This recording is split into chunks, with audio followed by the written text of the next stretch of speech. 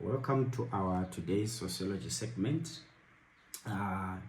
Yesterday I just talked about the introduction of what we are going to be doing in sociology. Today I just want to take us through the requirements of the heritage-based curriculum. What the heritage-based curriculum sociology syllabus demands from a learner. So today we want to go through the sociology syllabus, the requirements, because this is one of the important things that a learner and a student needs to understand. You cannot get into an exam without knowing what you are learning. You need to understand the subject first. You need to understand what sociology entails. You need to understand the concepts and components of the syllabus. This will help each and every learner to embrace and prepare their mind on the requirements of what the subject demands. So why do we start sociology in our societies? Remember, a human being is living in a society with different people. So the Ministry of Education realized that this subject is a very pertinent subject to our lives. It is a subject that opens the minds of the learner. It is a subject that opens the mind of a humankind. So you will find out that the reason behind introduction of sociology to the high school learners or to the learners from Form 1 up to Form 4, Form 5 up to Form 6, and now proceeding into the tertiary education is that sociology helps a learner or a student understand his or her relationship with others in the community. You are not living in a vacuum. You are living in a society where there are many other people involved. So this subject helps you to understand the relationship that you can have with other people. It will help you to understand the nitty-gritties on how people survive in a different societies. And also, sociology helps or enables the learner to develop what we call the 21st century competencies. When you are talking about 21st century competencies, we are talking about knowledge, skills, values, and attitudes. Knowledge is a powerful tool in humankind. Knowledge is a powerful tool for us to survive within an environment. Knowledge gives you the power to understand what your society you are living in is like. Then when you have knowledge, you can now develop skills. Skills, these are tangible and intangible things that makes a humankind survive. For example, in a hunting and gathering society, there is a skill that people need to develop for them to survive the condition of their society. So as a hunter and gatherer, you need to develop, definitely you need to to have good eyesight. Good eyesight will enable you to see animals from a long distance, animals of prey or animals that you are hunting.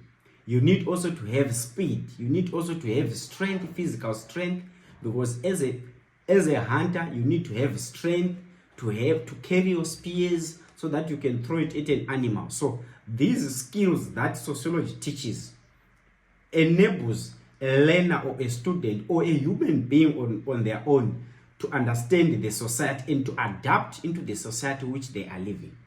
The other 21st century competence is values. A human being lives in a society, and in each and every society there are values which are expected of a person so that they can infuse with others within the society. We come from the Tonga tradition, Shona tradition, Ndebele tradition. There are key values that determines who these people are. There are key values that determines their way of life. So sociology enables that in each and every learner to understand that. The other competence is attitudes. Attitude is one of the competence which this syllabus teaches or helps a learner to understand. Because as you are living in a society full of people, you need to develop attitudes that will make you survive. You need to develop attitudes that will make you coexist with others. So by the end of the syllabus, we expect a learner to have acquired these 21st century competencies. Apart from that, Sociology as a subject provides the learner with a rich experience in identifying and investigating community-based problems. We expect a sociology student or a sociology learner or a sociology expert to provide solutions to the problem which their community is having. For example, if your community is having problems of flooding, a sociology learner should be able to come up with a solution to that. What solution are you going to offer if in your society there are floods? What solution are you going to offer if you are living in Mbare, there where there is outbreak of diseases? What problem are you going to offer if you are coming from Ngozi Mine in Bulawayo? So a sociology learner is empowered with the skills to investigate community-based problems and identifying solutions. So in other terms, a sociology student is a social scientist who should be able to identify community problems and give solutions to those problems according to each and every societal problem. So at the end of the day, this syllabus needs to be understood by each and every student before they engage into any other topics. I talked on the rationale behind why a student or a learner should study sociology. So apart from that, I think I'm going to look on the next item on the sociology syllabus. What we say is the rationale behind studying sociology is what I talked about. Now I want to talk on the content. What content do you expect from sociology? What do we also expect from a learner to know? So what first thing that a learner has to understand is that sociology is a subject that is based on learning dynamic aspects of human society. You need to learn the society with all its dynamics. When you are studying sociology, you should be able to know the dynamics of each and every society. The black society, how do they live, their coping mechanism, their problems which they face, the challenges which they face, how do they survive in each and every society. The white community, what challenges do they face, their survival skills, the hunting and gathering society, the rural communities, all those aspects of a human society, you should be able to understand them. So the content that is there in the syllabus, it helps learners with appreciation of their cultural heritage. So you will find that as you are digging deeper, as we will go into the syllabus topics, you will find that there are aspects that we are going to talk about that has to do with the cultural heritage. Each and every learner has to understand and appreciate their cultural heritage. Apart from that, learners also need to understand the human relationships. Human relationships, we are talking on how different people within the same society can coexist. Institution of marriage is also part of what we are going to look when we're talking of human relationships, isn't it? So that aspect on human relationships, it equips the learner to be able to adapt in different societies. They will be able to adapt in each and every community which they are infused in. For example, if you are a sociology student, you are a Shona speaking sociology student, you should be able to understand the human relationship that happens in the Ndebele society. You need to understand the human relationship that happens in the Tonga society, such that when you go into a different society from where you are able to fit in without any challenges, isn't it? So when we are talking about that, we have got assumptions that we assume that these are the things that we are going to benefit after you have covered the whole sociology syllabus. First is to have the background knowledge of sociology as a discipline. We expect a learner to understand the background of sociology. How did it come about as a subject? Where do we stress its roots from, isn't it? We also expect a learner to have some basic knowledge on research methods. How do you conduct a research as a sociology student or as a social scientist? What are the tools of the research? What are the issues that are involved for you to conduct a research? So in other terms, after completing this course, you should be able to carry out researches without any challenge. Apart from that, you also need to understand the knowledge of functions and dysfunctions of social institutions. When you are looking on functions and dysfunctions, you are looking on the how each and every institution in the society can breed a positive function or negative function. For example, the institution of a school. What are the benefits of a school to the human being? What are the benefits of school to the society? And what are also the problems of an education as an institution to human beings? For example, if you look on the functions, the dysfunctions of education, on the functions, you'll look on the issue of preparation of job assimilation or preparing an individual for a workplace. Then you look on the dysfunctions. You are also looking on the effects of education, whereby we are going to look on educational segregation, whereby by the introduction of education, we are also creating stratas which are used now to segregate people within the same society. Then also, apart from that, we also expect a learner to interact constructively with his or her peers and members of the society.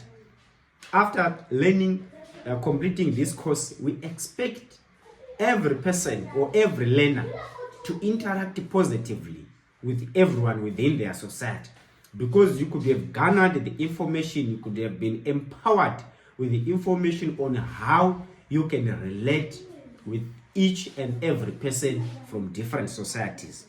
Apart from that, sociology as a subject helps you to understand or to keep you with critical thinking on social issues.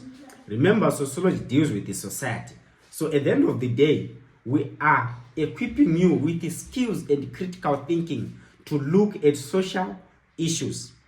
So in other terms, sociology will help you to look at social problems and how to solve those social problems. Then lastly, you would find that after completing this course, we expect each and every learner to distinguish social knowledge from other areas of learning. As a social scientist, you need to understand where are the parameters of social knowledge, where are the parameters of scientific knowledge. So at the end of the day, you will have social knowledge to understand problems that affect the society.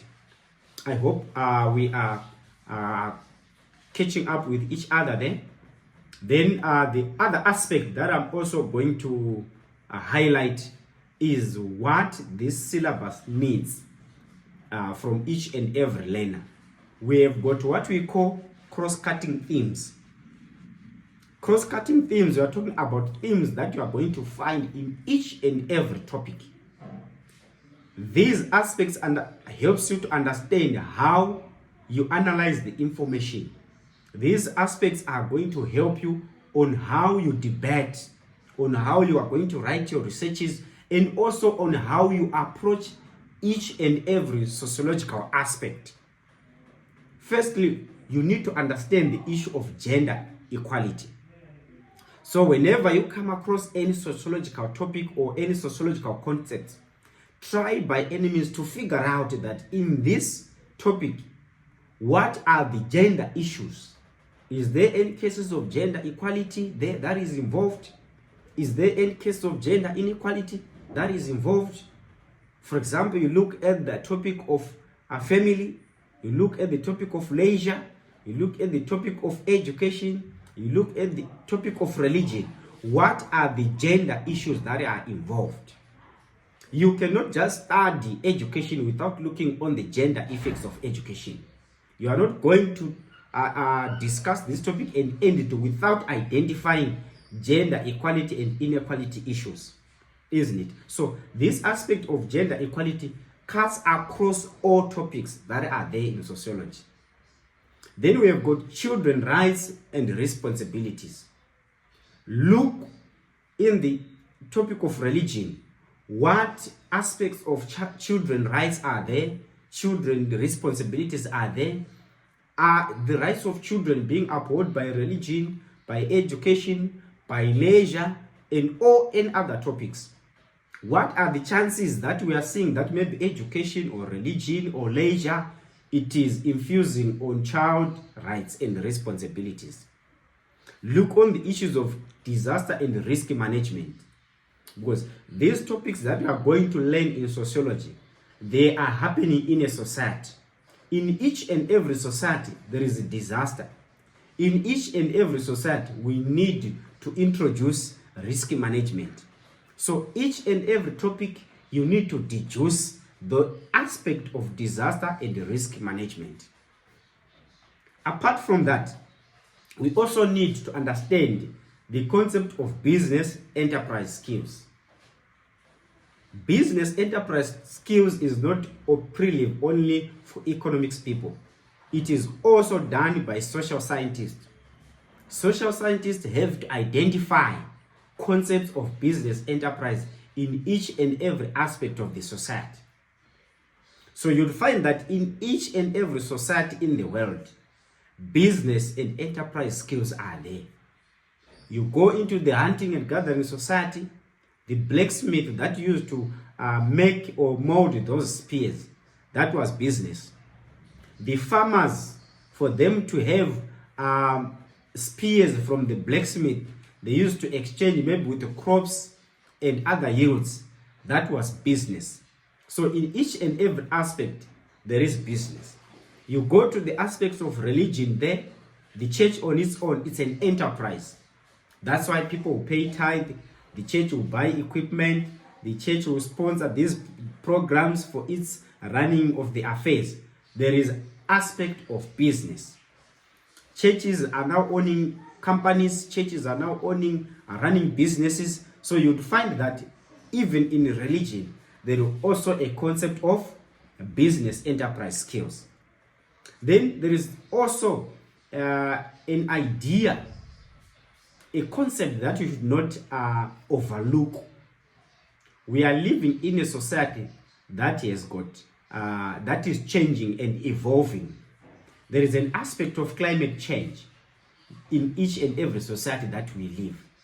How is the society adapting to that socially? How is each and every institution of the society adapting to the issues of climate change? That concept has to come out as you are learning. Then lastly, we need to look on health and well-being. Each and every society has got people that are living in it. Those people that are living in a society, they have got health challenges. People that are living in each and every society cling to wellness. They need to be well. So which means health and well-being is a concept of sociology which each and every sociology learner or student has to understand. You need to understand how is this society adapting to the issues of health. How are they doing to maintain well-being? Are they adapting into the 21st century medical facilities, or they are using traditional ways of health and well-being, or they are using the religious aspects of health and well-being? These concepts has to come out clearly as we are studying sociology. I hope you really understood on the concept that we have said. We talked about cross-cutting themes, the assumptions, what to expect you to have garnered, the rationale, the reason behind why you need to study sociology, and what you are going to get after studying sociology. I hope we are getting all the concepts there so that we move on the same page.